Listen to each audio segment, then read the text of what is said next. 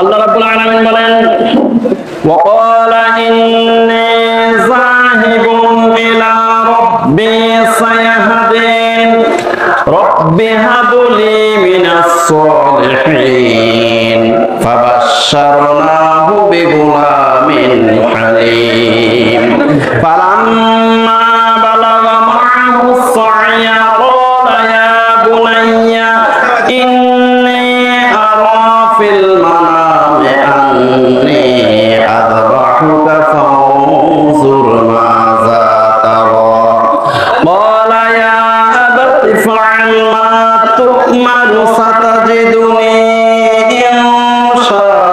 ইনশাআল্লাহু মিনাস সাবিরিন ফালাম্মা আসলামা ওয়া তাল্লাহু লিল জাবিনি ওয়া নাদাইনাহু আইয়া ইব্রাহিম ক্বাদ সাদ্দাকতার রুয়া ইন্না কাযালিকা নাজজিল মুহসিনিন ইন্না হাযা লাহুয়াল বালাউল মুবিন ওয়া ফাদাইনাহু বিযিবহিন আযীম। সূরা সাফফাত আয়াত নাম্বার 99 থেকে 107।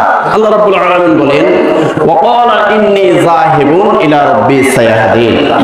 হযরতে ইব্রাহিম আলাইহিস সালাতু ওয়াস সালামকে যখন অগ্নিকুণ্ডলিতে নিক্ষেপ করেছিল, নমরুদ যখন অগ্নিকুণ্ডলিতে নিক্ষেপ করেছিল, আল্লাহ সুবহানাহু ওয়া তাআলা অগ্নিকুণ্ডলিকে নির্দেশ দিলেন কুল্লা ইয়া নারু কুনি বারদাও ওয়া সালামান আলা ইব্রাহিম, হে আগুন তুমি আমার বন্ধু ইব্রাহিম আলাইহিস সালাতু ওয়াস সালামের জন্য নাতিশীতোষ্ণ এয়ার কন্ডিশন ফুলের বাগান হয়ে যাও। সুবহানাল্লাহ বলেন। আগুন ফুলের বাগান হয়ে গেল, এয়ার কন্ডিশন হয়ে গেল। 40 দিন 40 রাত থাকার পরে অগ্নিকুণ্ডলী থেকে বের হয়ে হযরতে ইব্রাহিম আলাইহিস সালাতু ওয়াস সালাম বললেন ওয়াকালা ইন্নী যাহিবুন ইলা রাব্বি সায়াহদিন, আমি আর এই বেবিলন নগরীতে থাকবো না, ইরাকের বেবিলন নগরীতে আমি আর থাকবো না। যেই নগরীর মানুষ আমাকে হাত পাও বেঁধে আমাকে অগ্নিকুণ্ডলিতে নিক্ষেপ করেছে, এই দেশে আমি আর থাকবো না।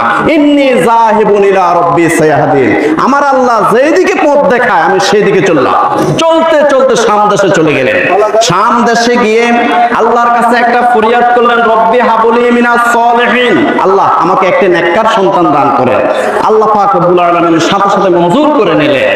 ফাবাশশারনাহু বিগুলামিন হালিম, হে ইব্রাহিম আলাইহিস সালাতু ওয়াস সালাম, আমি তোমাকে একটি নেককার সালেহ সৎ এবং ধৈর্যশীল সন্তানের সুসংবাদ দিয়ে দিলাম। সুবহানাল্লাহ।